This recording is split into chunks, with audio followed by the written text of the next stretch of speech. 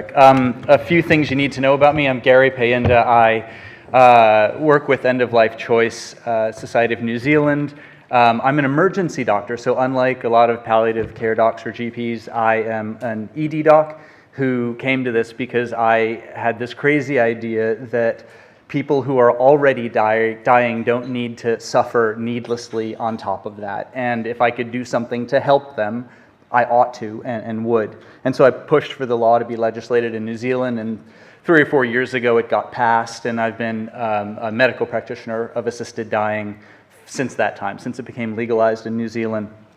My accent sounds funny. I'm trained in LA, and I've lived in New Zealand for like 18 years now and have practiced in a small rural community in the northern tip of New Zealand. And the talk today is, sorry, you don't qualify. When assisted dying is legal but inaccessible, I want to caveat this and say that I will criticize the assisted dying law a lot today, but I want to tell you that I am hugely thankful that it exists. It's able to help about 1 in 100 people in New Zealand who are dying have a less awful death. And it's an important thing, it's a good thing, it's helped a lot of people, but it is also a thing that is still inaccessible to too many and can be made better and stronger. So that's what I want to focus on. The law was passed with about 66% of voters supporting it, so it has broad-based support. But in trying to get support for it, the politicians and the lawyers who wrote it had to water it down. And what they did is they took good wording, probably lifted from Canada, saying grievous and irremediable condition, and watered it down to terminal illness likely to cause the patient's death within 6 months. And they put in many things that I'll go through, checklists and many hoops and hurdles and impediments to patient care. And at the end of the day, you realize that all of these so-called patient safeguards can also become, if you're not careful with your wording and your laws, they can become obstacles to patient access and obstacles to care. And I think too many times we're seeing that. We know that something like half of the people that go into the assisted dying process in New Zealand don't end up getting assisted dying at the end. And there's a variety of reasons for that, obviously, but far too frequently, people's condition worsens because the process, for example, takes so long. I tell patients 21 days, and they say, "Are you kidding? I've got maybe 5 in me, and you're asking me to last weeks." But that is what we do, and it doesn't make sense, and we can do it better, and that's why I'm here today. So slide 1 is simply the gag rule. It's something that it's been foisted upon us in New Zealand by, again, politicians and lawyers. And it says this, that as a doctor, I'm not allowed to talk to you as my patient regarding assisted dying unless you come to me first with the question about it. And while for many people they say, oh, that's just a safeguard to keep you from pressuring them into it, I can also tell you that in practical terms what it does, it ensures that people don't know about assisted dying, that people who have low health literacy will continue to not know about it. Many people don't even know that this law has passed. It's kind of got this undercurrent of like a secret to it. And that's what happens when you have a don't ask, don't tell policy. And I would contrast that with any other medical condition you can think of. So I work in the ED, and in maybe every month I'll have a conversation with a patient where they refuse or decline, is probably the better word, where they decline a life-saving intervention. So they might say, I don't want hemodialysis, don't even bother going down that path. I don't want a blood transfusion, whether I'm Jehovah's or just my choice. I understand I might die, I don't want it. I don't want this surgery. From a life-saving surgery, I understand I could die. And I have an honest conversation with that patient, and we make a decision together, and then I proceed according to their wishes within the constraints of what they want, and I care for them. And this is the one medical problem where I can't get to do that. We don't get to talk about all the options with the patient.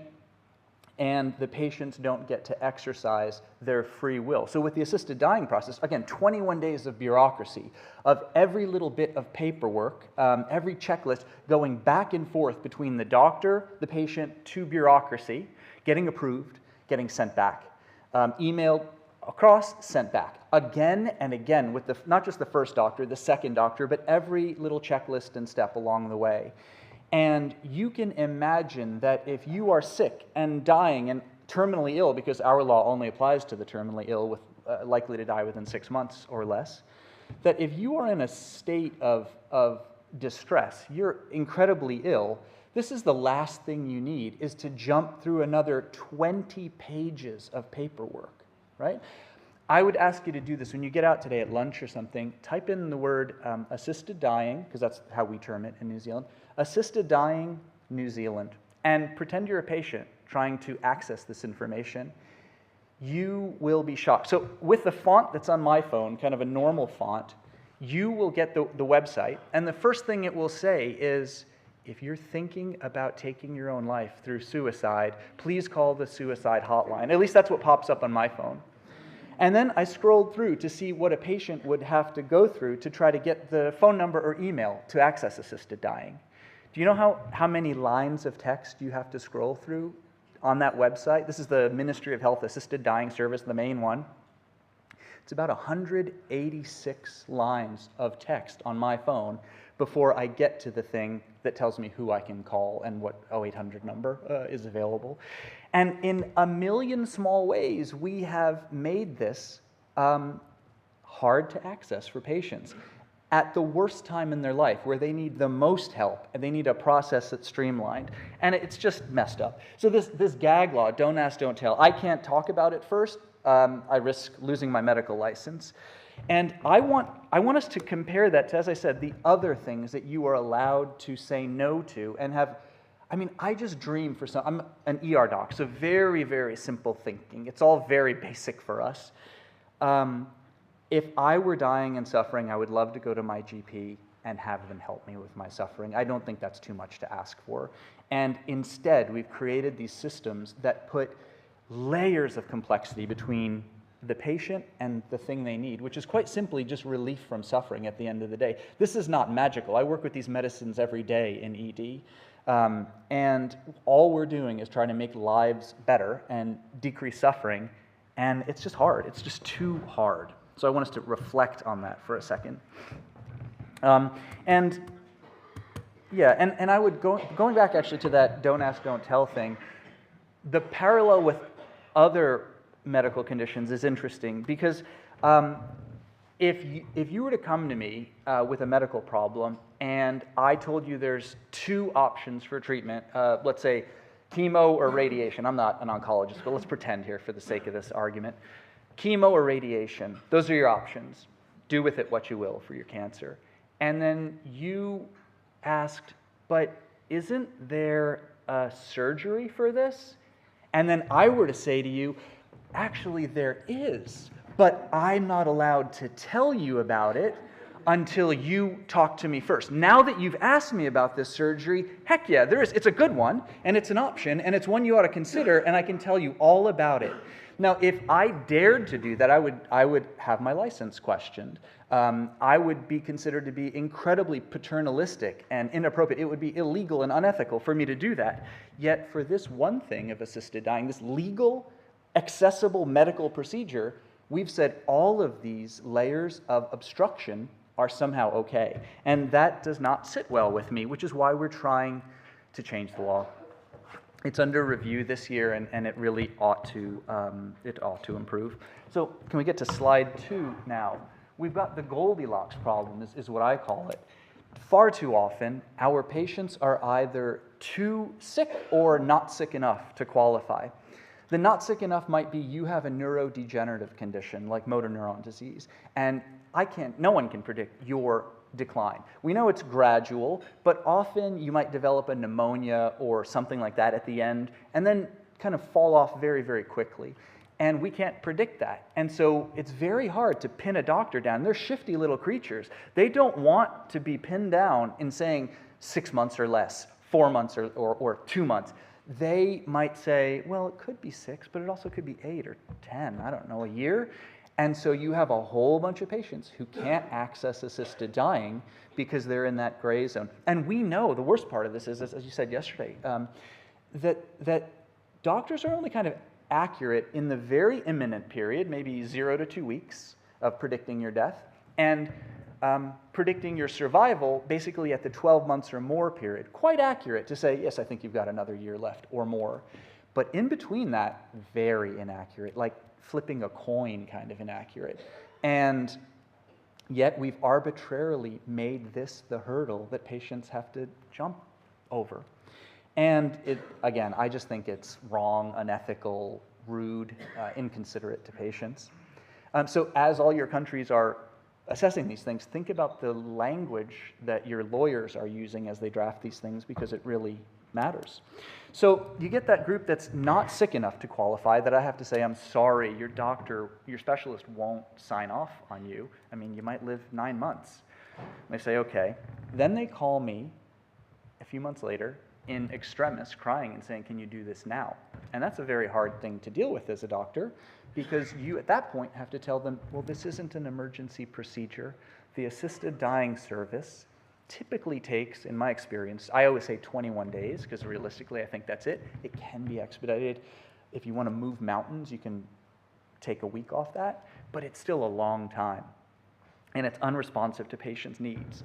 And at that point, we're not saying you're too sick to qualify, but we're saying you'll qualify, but you might not even survive while all this bureaucracy plays out, and you might not be able to benefit from it, which again is not patient-centered. It's not the way things should be.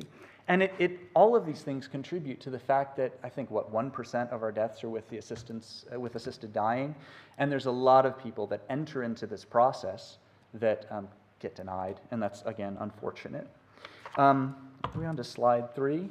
What do I have, another half an hour? No? So slide 3, you don't really need to read this. It was more of a rhetorical thing. I brought this along. I dragged this over from New Zealand, carting it around with me. This is the little stack of papers that we do for an assisted dying. And some, I think from Canada, said, oh, we don't have checklists, and I think they shot me a dirty look. Like, there are countries that do it better. We have checklists. We have like 20 pages of checklists. And again and again and again, I'm hammering the patient. Are you competent? Are you fully able to give informed consent? Do you really want this? Every single juncture, even on the last day. And you might say, oh, these are just good patient safeguards, but no, they're not. They're obstructions. On the last day, if you are a little bit too out of it because of your painkillers, and I don't think you can give informed consent, you're not going to qualify and the process will be canceled. So you can go through that entire process, and then I could get to that final day and say, well, I'm sorry, your husband is not able to understand what's going on. And so patients will forego their pain medicines. They'll say, when are you coming again? What's our date? Because I need to not take my pain relief. And that's horrific. Like, I don't want to be the reason that they are up all night with horrible pain because they want to be alert for me the next day. And let alone if we talk about dementia or delirium or what have you. And so I have a lot of patients that jump through all the hoops and then get to the end and they're a little bit septic, or just the dying process is going on and let's say they're delirious. Process is over. That's that. You can reapply, but then all of this sort of starts over again. I'll tell you a little story about something simple like, oh, we need ID. The way the law is written, you need to show me your ID. And you say, well, I have a driver's license. No. Passport or citizenship or permanent residency. I have a copy of it. I have it online. No. I need to see the original in my hands and take a photo of it. And so I remember this one man quite poignantly. He was in his late 70s, and he said, I have lived in this country for 50 years. I haven't left New Zealand. I think he's from Scotland or something. I haven't left this country in 40 years. And now I'm bedbound. He's dying of widely metastatic cancer. And I probably won't even make it another couple of weeks. And you're asking my wife in her late 70s to go up in the attic, and I'm going to have her opening up box after box after box to try to find my expired passport from like 20 or 30 years ago. And I have to say that's exactly what the law says. It says I have to see your physical evidence of permanent residency and citizenship. And at that point, he just said, oh, you don't get it. Like, forget it. Done. Click. And, well, it was in person. I shouldn't say click. He just said, I'm done. I'm out. And you can only go through that a handful of times before you start to see the contradictions in this. Are we done? Am I done? Getting close? Okay, I'll wrap it up in a few seconds. So you have other problems as well. We've got, you know, all these safeguards. You get to the point where you are approved, and they need 7 days to verify the approval and to courier you the medicines. And I said, but I have the medicines a meter away from me in my recess in ED. It's all the same medicines I use to sedate someone or to do a rapid sequence intubation or to do a procedural sedation. And they say, no, there's only one pharmacy in the North Island, the entire North Island, that's contracted to provide these medicines. And so they have to courier it to you, and you have to be home on the day it arrives. And just at every point, you get your date, you want to change the date, maybe push it a couple days forward or a week back or whatever. Well, that'll be a 48-hour period to process that. And so at every juncture, you have patients calling and saying, can we hurry this up? Can we do it now? I'm in hospital. I've gotten worse. And you've got to be the one that says, I'm sorry, that's not the way the law is written. And yeah, I think we've been through most of it. That's the issue. You compound that with the fact that all of our hospices have circled the wagons, and with the exception of one great one, Totra North, with that exception, all of them have circled and say, we want nothing to do with this. You want to do this, you put the patient into an ambulance, you cart them out of the hospice to wherever, you know, they have to ask a family friend or maybe their old home to take them back again. We'll do it there or at the hospital, but it will not happen on our grounds. In some places, in some nursing homes, you'll be asked to go out on the sidewalk to talk to the patient because they won't have it in even the meeting, have it in the grounds of these rest homes or these hospices. So there's some this is as unpatient friendly as you get. And so on the one hand, when we talk about a slippery slope, on the one hand, we're protecting patients from largely fear-mongered complications that exist more in people's imaginations than in reality. And in real terms, we are every day compromising real patients' care with the way we write our assisted dying laws. So just keep that in mind as you legislate to get them in your country, that words matter and it's got to be patient-centered. It's not about the doctor, the lawyer, the politician. It has to be from the point of view of a suffering and dying, terminally ill patient. And if we kept the patient in mind, we would have a much better, fairer assisted dying service. That's it for me. Thank you.